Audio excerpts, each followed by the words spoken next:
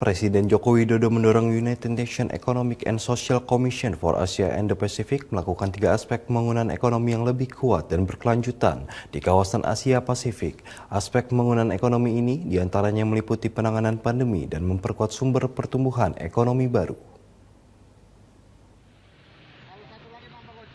Presiden Jokowi mendorong agar United Nations Economic and Social Commission for Asia and the Pacific dapat melakukan 3 aspek pemulihan dan perkuatan ekonomi yang berkelanjutan di kawasan Asia Pasifik.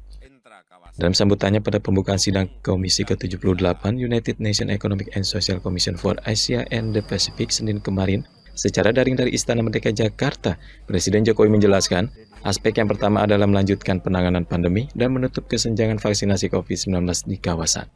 Mengingat keberhasilan vaksinasi menentukan reaktivasi ekonomi nasional dan menjadi konektivitas perekonomian dunia.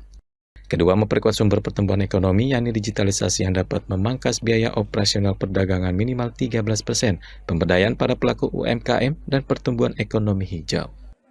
Sementara aspek ketiga atau terakhir terkait pendanaan untuk akselerasi 17 tujuan pembangunan berkelanjutan atau dikenal dengan Sustainable Development Goals di tahun 2030 mendatang. Presiden pun mendorong penguatan pendanaan sebesar 1,5 triliun dolar Amerika setiap tahun.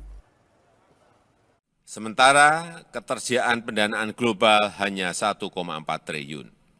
UNESCAP perlu mendorong penguatan investasi intra-kawasan, mendukung kemudahan berusaha, promosi, dan bisnis matching di antara negara anggota. Pendanaan inovatif perlu terus dimajukan, kolaborasi UNESCAP dengan ADB dan lembaga pendanaan lainnya sangat diharapkan. Presiden menyebut ketiga aspek tersebut dapat dipenuhi dengan memanfaatkan momentum presidensi G20 di Indonesia, yang diharapkan tak hanya mampu merumuskan sejumlah gagasan dari para negara anggota, namun dapat dilakukan dengan langkah kerja nyata.